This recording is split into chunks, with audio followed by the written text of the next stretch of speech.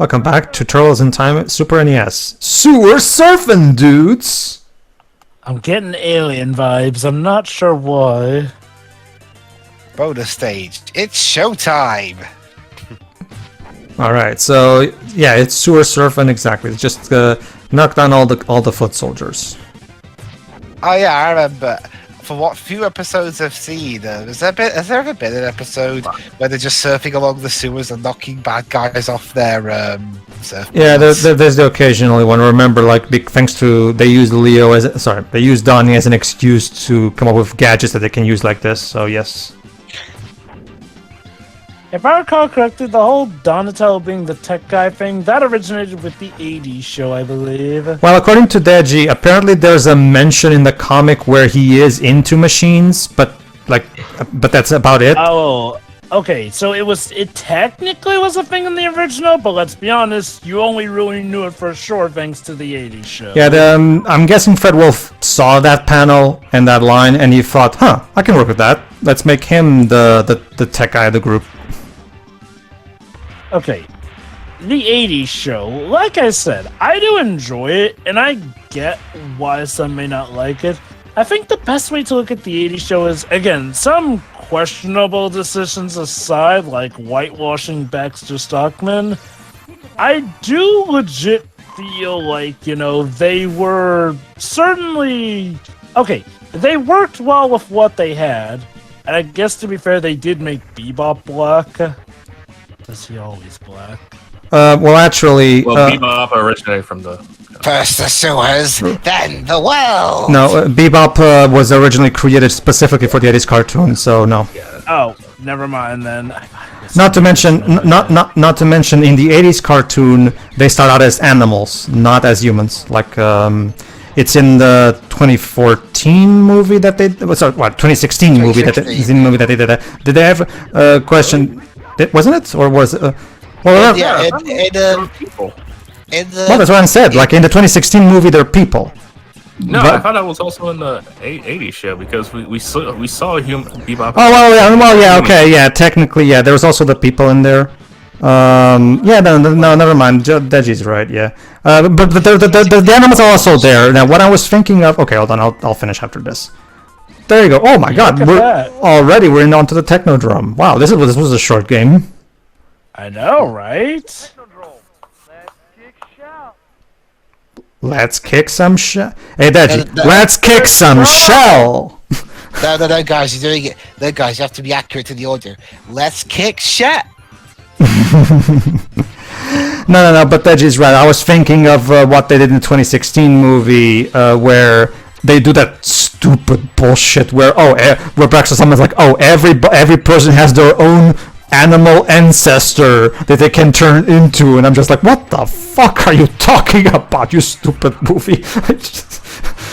Wasn't Out of the Shadows actually good? No, it's better than the 2014 one, but it's like, let me put it this way. The movie's trying its hardest to throw as much fan service at you as possible. The problem is that it's constantly throwing so much crap at you that it just becomes an incoherent mess. Not a single plot point is allowed to breathe because the movie's constantly moving in such a rapid pace that, like, before you can even absorb a plot point, already the movie's on to its next plot point. It sounds like what a lot of people are saying about that new Mario movie. To a much lesser extent, I will argue. Like, the Mario movie is easier. Although, yeah, it does still have too fast a pacing for its good. Yes, nowhere near as much as Out of the Shadows. Nowhere near. But the flaw is it doesn't have the character forced character drama. Like, I want to be accepted by the humans or something like that. Not to mention, Jova, that's a plot point in that movie. Yes. Not to mention, Jova, I absolutely detest what they did to Casey Jones in that movie. Seriously, Casey Jones is so lame. Serial killer? No, Jova, they turned him into fucking Robin from Batman and Robin, where he's just constantly whining all the time. He also starts off as a cop. Yeah, he starts off as a cop, and he's so whiny. Like, and here I thought we were past this thing in movies where the sidekick in a movie, is overly whiny for no reason. I have noticed that while definitely the biggest complaint an adaptation can have is that it's nothing like the original, there is apparently the opposite end of a spectrum where sometimes something apparently is just focused on going, hey, look, we're totally the original, to the point where it forgets to have a proper story. Yeah, that's that's basically the new Mario movie. Like, it's fun. Don't get me wrong. If you're a Mario fan, if you just want to see some awesome nostalgic fan service, you'll get it. But if you want an actual story, yeah, you won't really find it here. There's occasional moments where that movie does have... Oh, Token Razor. Masters say have fun. Anyway. They're not that smart. Well, they're basing them off on their OG TMNT2 incarnations. This was their only incarnation at the point that this game was made. The movie occasionally has bright spots where it hints at interesting things, like they give Peach a small little backstory and everything, and they back up. Oh, so where could Peach be from? What could be her origin? They never explore. They never go into it. Like, well, speaking of Turtles movies, who's going to be watching Mutant Mayhem when that comes out? I hope it's good. Well, I usually like I hate to be that guy, but I feel like the humor was in that trailer was bad. I'm not really digging Donatello's design, I'll admit. Yeah. We need to talk about the designs of Turtles without coming off as snobbish. We get it. Donnie's the smart one. He doesn't need to wear glasses. Yeah, and we get it. Raph is from the hood. He doesn't need the bandana do-rag. And yes, people are going to say, well, it was like that in the in the Michael Bay films and Rise. Although from what I understand, no one from either of those iterations is involved in Mutant Mayhem. Not even just that, like not even that. It's just like I'm just tired of that trend. It's like there needs to be a better way to define. It's that because the director's mostly known for co-writing the Mitchells versus the Machines, which was fine. Okay, here's my differing points between each of those. When it comes to the Michael Bay movies, those things are fitting a particular aesthetic, and it's not like they overemphasize their differences here and there. Rise is a bit of a tougher case because here's the thing. I don't know if those people have heard, but people initially did not like Rise. Rise was kind of received negatively at its people kept comparing it to Teen Titans Go. Okay, you have to. Okay, there's several factors for that. One, the 2012 show just ended, so we're automatically getting a new one instead of waiting 2 years. Mm-hmm. That was it's like just let the iron cool down just a bit. Number two, the initial designs were off-putting because you look at Raph, you think Boom Knuckles. That's the thing. They took the Bob Raffay approach to the character designs, go on. It was also weird how they were changing up the dynamic. Leonardo was not the leader; it was Raph instead. You had Donatello, who was kind of a bit of a jerk, a little bit. Tonight I dine on turtle soup. I want you to remember that line because I'm never going to say it again. ever again. So yeah, like the strategy guide said, throw the foot soldiers back at him. I like that little trick there, though. You literally throw them at him. It's making use of the 3D. Yeah, it's the Mode 7 thing that the Super NES was capable of. Yeah. But again, Rise had a pretty bad first impression.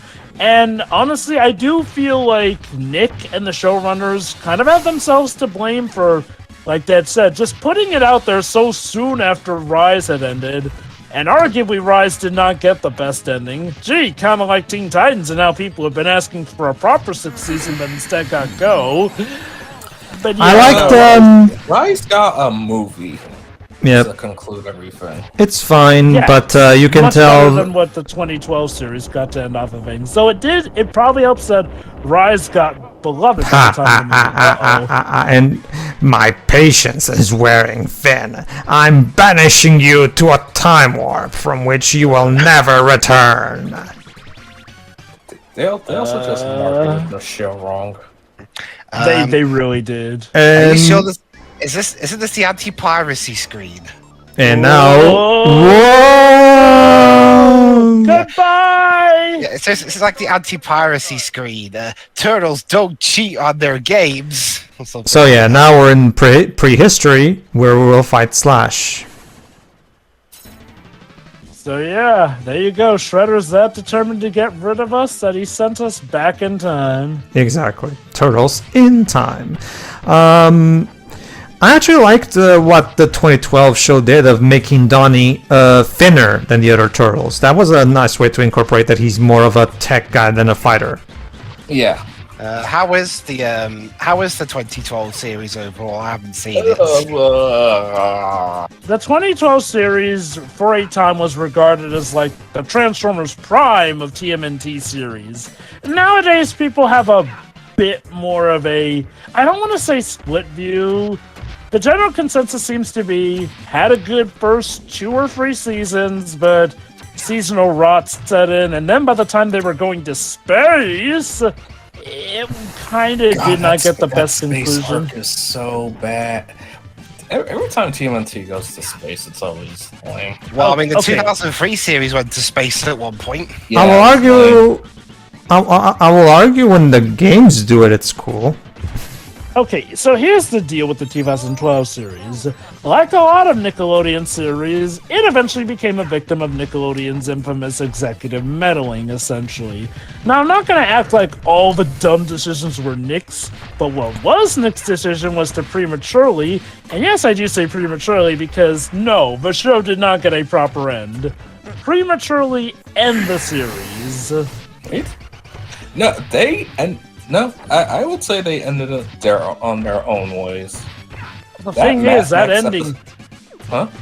The thing is, that ending does not feel like a natural ending. Well, sometimes I just get fed up and go home. Regardless of what the intended aesthetic was, to me, when it comes to the ugly designs, to me, it just isn't gonna get any worse for the 2014 movie because when I watched those turtles close up, it's like they look so ugly and it's just like. Well, they were meant to be aliens. Yeah, but that's the thing. They're in the final movie. They're not aliens, so I actually feel like they improved them for Out of the Shadows. they look better in Out of the Shadows. But I still don't really like that overall aesthetic for them. Like, not to mention when you see Donnie with human fingers, that's just unnatural and needs to die. Like. But yeah, no, like, the Rise, I do find it ironic that Rise started off hated, but by the time it ended, it may be one of the most beloved TMNT it's one of those series that we've gotten. It's one of those. Not a lot of people gave it a chance initially because, again, several reasons. Again, it had a bad first impression. Nickelodeon screwed it over because when you screw over TMNT and put it on Nicktoons, Hey, you have a Slash. problem. Your history, slime balls. I see this is a version of Slash that did not eventually team up with the Turtles. Because, well, recently, I'm not sure if I talked about this in any of these game playthroughs. Me and Pedro, not long ago, decided to look at some of the live action things that weren't related to the films that were going on at the time. Specifically, the Coming Out of Our Shells tour. Oh, that's apparently the worst thing ever. Sometimes. No, that's Total Christmas. That's Total Christmas. I was gonna say, Joe, I would agree with you, but then I saw We Wish You a Turtle Christmas. The most How is that shallow coming out of our corporate. shells? Like this is okay, Jova. Just think of like the worst possible sellout thing a franchise can do, and that's We Wish You a Turtle Christmas. It's so. It's literally the example of a special that's so desperate to just squeeze some money out of a franchise that at that point in time was already starting to dwindle in popularity. and like, not to mention, and it's so lazily created. The puppetry in that special is so bad. It makes Chuck E. Cheese seem like the Jim Henson Company. Wait, is that the one where Dead screenshotted that look of what looked to be Mikey's face rotting because of how bad the costume? Yes. No, that was puppetry TMNT free. Oh, no, that was yeah, no, I did documentary. No, what I did is I showed a little screenshot of one of the thumbnails that, yeah, basically, there you go. There's your nightmare fuel for the rest of the week. It's just like, the turtles look terrible. They look absolutely, and you can so tell that they're not even trying. And it has by far the worst splinter I have ever seen. Like, Oh, Well, no. I mean, Shredder wasn't that much better. I mean, Shredder is simultaneously the best and worst thing in that show. Best because he was the only one who still like he was having any fun. Plus, he was taking the piss out of the audience. But he was the worst because, well, he's the worst to look at. He looks worse than the Turtles. Really? well, to be fair, you're thinking of, to be fair, Shredder's costume in the Coming Out of Our Shells tour, it looks so cheap. It looks like it was made out of bloody paper. yeah, and we killed Slash. Okay. Plus, And- his And plan- that sends plus us his- to another point in time. Plus, his evil plan is so weird. He basically wants to eliminate all music, and yet he sings a song about wanting to kill all music. Whoa! And now on to pirate times. AD 1530. Skull and crossbones.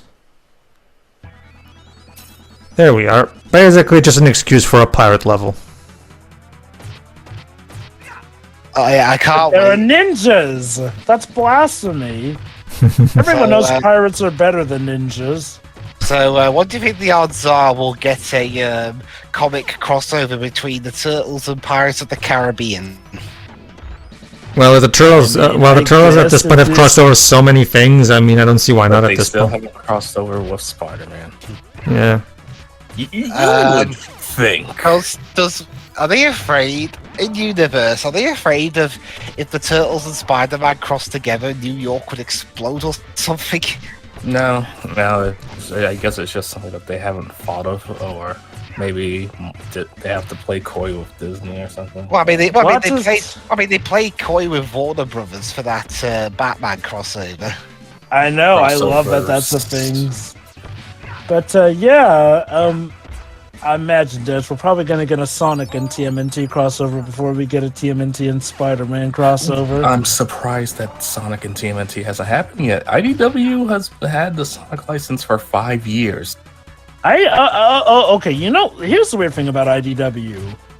For a moment, it seemed like they were absolutely willing to go gung-ho on crossovers, but ever since Revolution, essentially their Avengers-esque crossover of several series together, Transformers, Mask, G.I. Joe, and Tiny Knots, I think was the name of it.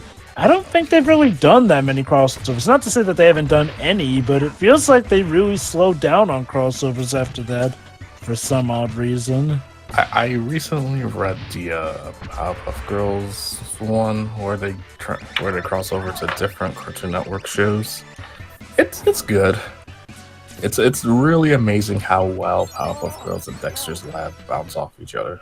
Yeah, I did watch a few. Also, love the reference to the 1990s. Well, remember that. The first two Pop-Up Girls was made by the same team that made the first two seasons of Dexter's Laboratory. So. And it was kind of hinted that they took place in the same universe since they both had the Super Friends in it. Yeah, before he created the Pop-Up Girls, Craig McCracken was one of the directors and artists of Dexter's Laboratory under Genny Tartakovsky. Out of all the Cartoon Network shows that I watched when I was younger, because again I was mainly a Disney cartoon guy, the three I remember most watching is Dexter's Lab, Powerpuff Girls, and Johnny Bravo to an extent. I might have watched one or two others, but I'm not sure. if they were Cartoon Network or not. I loved all of them, but my favorites were always I Am Weasel and Cow and Chicken because I absolutely love the completely bonkers surreal humor of that show. That's the thing. Another thing, I barely watched any when I was younger. I barely watched any Nickelodeon shows aside from like SpongeBob, and before then maybe Dog. I think I can't remember. And even then, I'm not sure if it was the Nick version or the Disney version. I mean, maybe Disney because again, I was watching a lot of Disney shows at that point. Mm-hmm. I mean, it also helped that the most popular morning program here in the UK, well, one of the most, was partly owned by Disney, so they had their entire library to use at their disposal. Yeah. There you go. Yes. See, even back then, Disney were at least partly owning everything. All right, there's the bomb thing. Let's wait till there's enemies on screen. There you go. Let's get. Oh fuck. Yep. Shell shocked. Oh dear.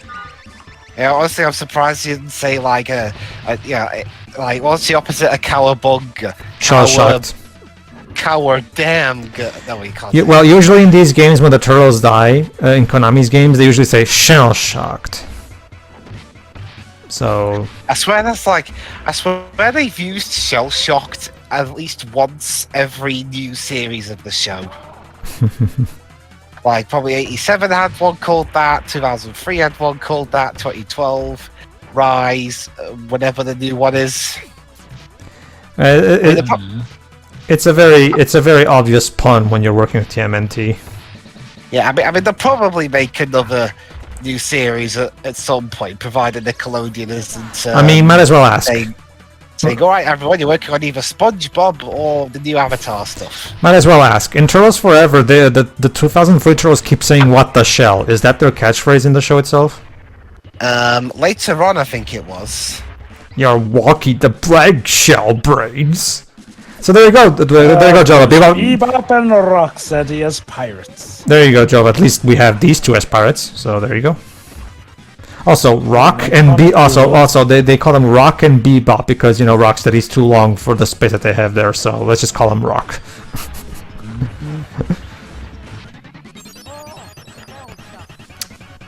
All right.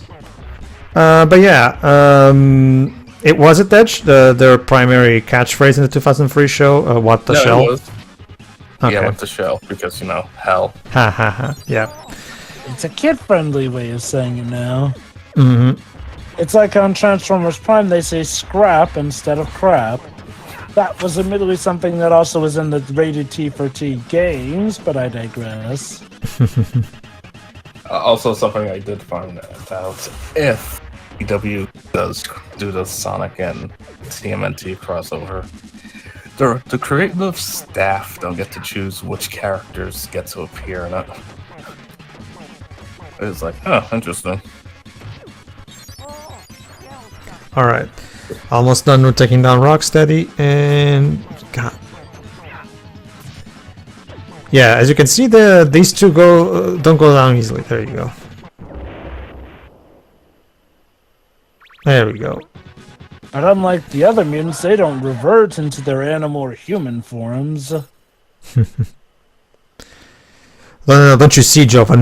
Don't you see, Jova? You mean they don't revert to their modern descendant versions or whatever the fuck Out of the Shadows was trying to do with that shit.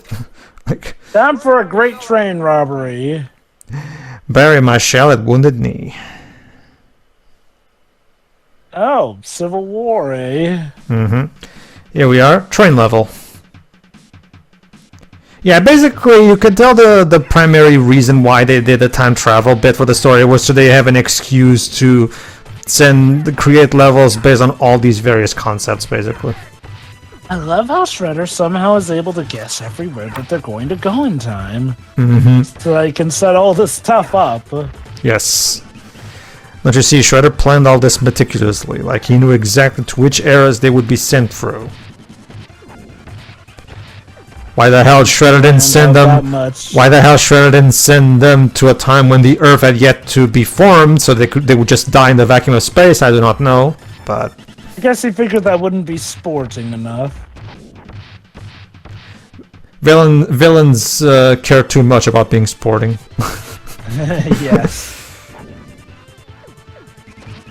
And yes, that's totally a 90s arcade thing, like where they have an enemy wait along like quietly and then reveal himself as an enemy, like while being disguised. That's such a 90s arcade thing. For a moment, I thought you were going to talk about how the soundtrack essentially is, hey, like, that's also a 90s thing. Oh no, well, the soundtrack to these games is all of these games is always so cool. Again, Konami composers did a good. It's like they said in the Yamaha Magazine's article, Joe, but they have the best R&D department to make sure they hit big with the licenses. So basically, although I really had to give credit to Tiago for putting tracks from the actual 80s show in Shredder's Revenge, so that's pretty cool. Ah, yes, Shredder's Revenge. What this is more or less building up towards. Yes, Shredder's Revenge, the best TMNT game ever made. Even better than the Platinum game. Well, yeah, the Platinum game. See, the thing. Yeah, the Platinum game has issues. The thing about the sad part about the Platinum game is that I kind of enjoyed it at first. I mean, it's not great, but it was enjoyable enough for me. But then, when we get to the latter part of the game, it nosedives in quality to the point where there's a boss that's just like so frustrating to fight for. I just rage quit and just fuck it. I don't want to do this anymore. Oh, goody, fresh turtles for lunch. Yeah, the bad guys have a lot of food puns for the turtles. Well, that's the thing, though, is that remember, like, one of the primary jokes that Fred Wolf liked to do in the 80s cartoon is the whole, oh, turtles, maybe I can eat some turtle legs or turtle soup and shit. Yeah, because, you know, turtles are edible and shit. I mean, well, okay, don't crocodiles, you know, like, crocodiles can eat turtles, so I guess technically it fits with this particular villain. Suppose. Die. Oh, wait, you can't say If die. you threw a lobster at you, that's... Letterhead is one of those bosses that where if you hit him quite a few times, he then does this thing where like he goes from one side of the screen to the other, like so. So you have to constantly go from back and forth, back and forth, back and forth. There you go. Almost there. Ah, fuck. Not yet. That last hit always seems like to be the one that last bar always seems to be the one that takes the longest to. There you go. There you I'm go. sure he's fine. He'll be fine. He survived worse. He'll just have a bit of a wounded knee there. I guess so. All right.